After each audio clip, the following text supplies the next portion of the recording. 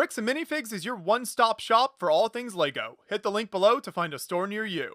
Hi, I'm Ben Grayson, Ben Brickson Online, and here we have the Islanders of Motunui. So what this build is, it captures the life of Bionicle in its early days. Taking a look at some of the Matoran on what is largely a primitive island. There's a variety of big creatures you'll see around in each of the 6 biomes that are smeared into one build. Given an overview, it's about 20 inches deep by 8 inches long, about 4.5-ish feet at its tallest. Not quite sure on that, but some tall leaves up there. So, take it through, we can kind of start off with some of the basic story in Bionicle. Originally in the lore, there is what's known as the Great Spirit Motunui, kind of named after the island, and these characters worship this kind of god deity. And on the island, there are 6 biomes, which I tried to capture here. You can kind of see around that totem, there's some of these 6 poles, 6 kind of ornaments, crystals that represent each of them. You've got kind of the jungle biome over here, kind of the tree people, some of the singers, more musical, whimsical type folk. Going down below that lower left-hand corner, we've got some of the miners. These are those in Anukoro, the actual miners, underground workers picking up crystals, harvesting various ores they need to. Just to the right of that, there are those of Takoro, kind of representing some of the lava falls. And back in there, you can see a guy kind of harvesting lava, put it into a press, another guy picking up with some claws, turning that into metal. The metal in the world they refer to as protodermis, so this could be kind of like a protodermis falls in there.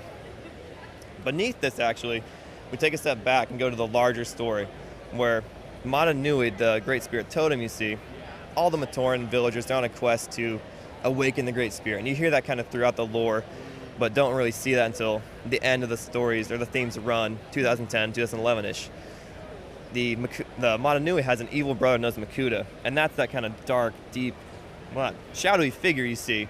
And Bailey's portrayed as a smaller character in some of the early renditions of the film, slowly grows power on that kind of quest to become the all-controlling entity of the world.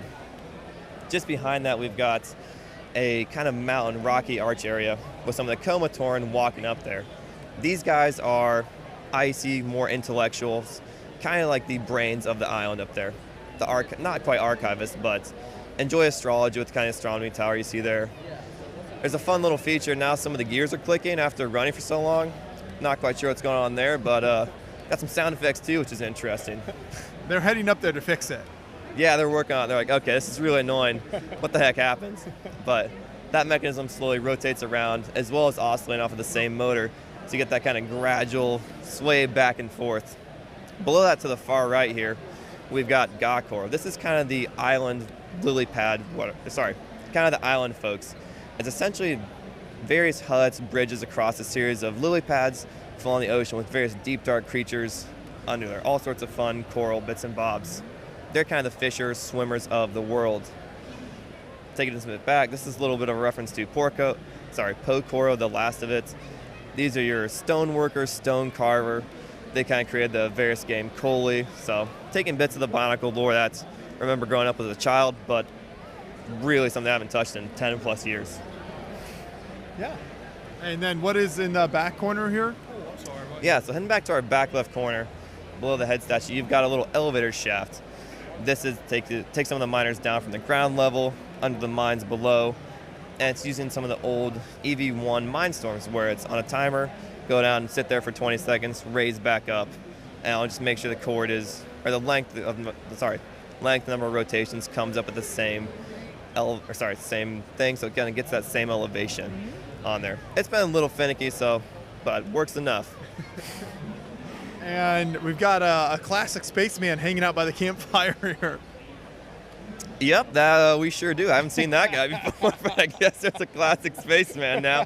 I don't know if he's not supposed to be there, but he's there. There's a little crossover maybe happening, but then behind him, what is this large kind of sculpture with the flying aircraft? Yeah, so behind him there, it's one of the kind of Bionicle heads, and you'll see like on the tiki torches, that's the actual Bionicle element it's based off of. You want to use that as kind of torches, statues, these kind of carvings around in primitive type ages you see, or early civilizations. But then, similar to Easter Island, where there's these massive heads kind of carved, I used that element as reference and then looked at how I can upscale that, starting at the mouth with those 4 kind of cross, or that negative cross shape, creating those shapes and the geometry of the kind of fins, jaws you see going around, up into the floating cheekbones, under the nose, and then those kind of round eyes. where it's just capped off with that kind of simple head to round it over, capture what's going on in the actual system element, or sorry, the Bionicle element from early 2000s. Above that, you've got what's called a Gecko bird. And so a variety of people, or Matoran in the universe, would ride these huge things. I think that's Kongu up there, who's kind of I guess, an adventurer. I say all this tentatively. I'm not too deep into Bionicle lore, kind of try to get back into it specifically for this build. But enjoying the creatures, Matoran riding around. So he's on that guy, flying him around for all sorts of various tasks, transportation. And as we come to the top of the tree here, what else do you have included up in this section? Yeah, working up to the top of the tree, there you've got the big old chameleon in the base, or in the landscape. There's all sorts of Rahi looking around, and this guy's hanging out, kind of blended with the dark green, to the dark green leaves, and he's hunting a couple flies up there. Big old dragonflies shooting around, kind of pesky creatures.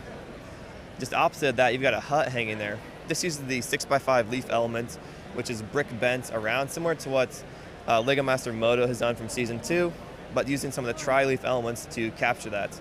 So the whole structure of that only uses those two system elements, actually, and creates a rather bouncy, strong sphere, with just those cabling up above hanging it.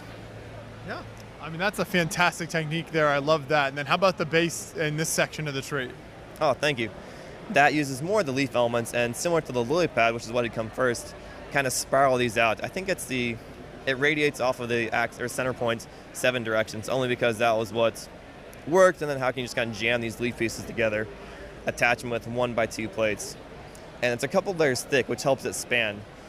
And the real world equivalent of this would be like a Streskin panel in kind of architecture engineering worlds. But that gives you this platform where it's a long layer of spanning members, various blocking, spanning members, blocking, and you can repeat that a couple of times.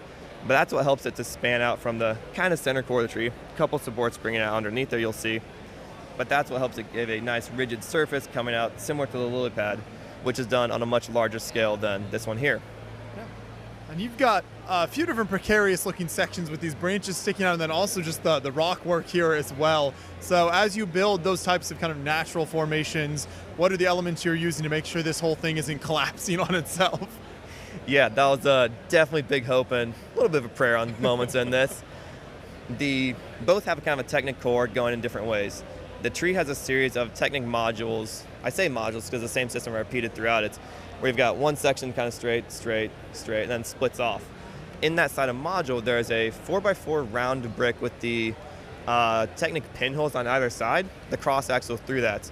And to get the 8 sides of the tree, that kind of stagger system plates, tiles around it, they had to offset them 45 degrees, but then Technic beams over side of that to kind of cloud that, and that's what gives the points of connection for the system. That then meets into it, so I get an elbow, and you kind of extend out some of those beams and attach it into the other, and slowly work that way up.